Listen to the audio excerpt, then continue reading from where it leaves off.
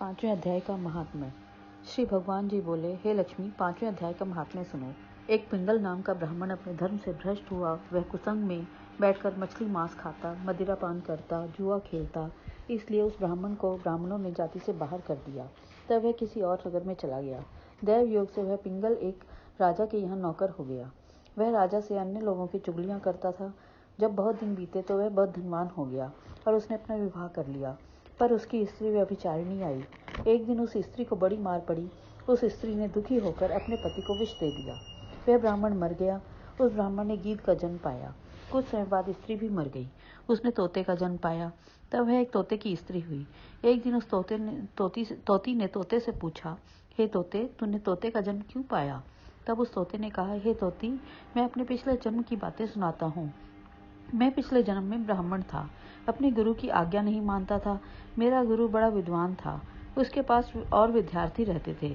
सो गुरु जी किसी और विद्यार्थी को पढ़ाएं, मैं उनकी बात में बोल पड़ता। कई बार डांटा, मैं नहीं माना। मुझको गुरु जी ने श्राप दिया।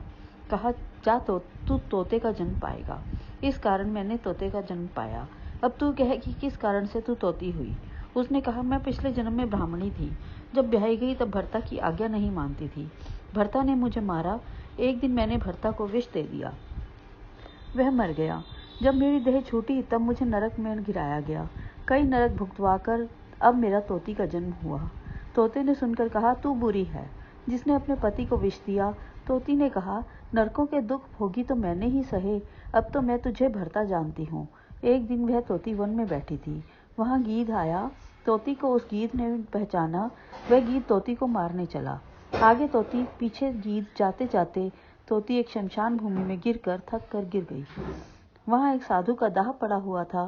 साधु की खोपड़ी वर्षा के जल से भरी थी। खोपड़ी के जल के साथ उनकी देह धोई गई और आपस में लड़ते लड़ते दोनों मर गए और अधम देह से छूटकर देव देह पाई। विमान आए, उन पर बैठकर बैकुंठ को गए। वह खोपड़ी एक साधु की थी जो गीता जी के ज्ञान 5वें अध्याय का नित्य पाठ करता था। वह खोपड़ी परम पवित्र थी। उसके जल से दोनों पवित्र हो गए। जो प्राणी श्री गंगा जी का स्नान करके श्री गीता जी का पाठ करते हैं वे बैकुंठ को जाते हैं। इस प्रकार गीता के 5वें अध्याय का महात्म्य समाप्त हुआ। बोल श्री कृष्ण भगवान की जय।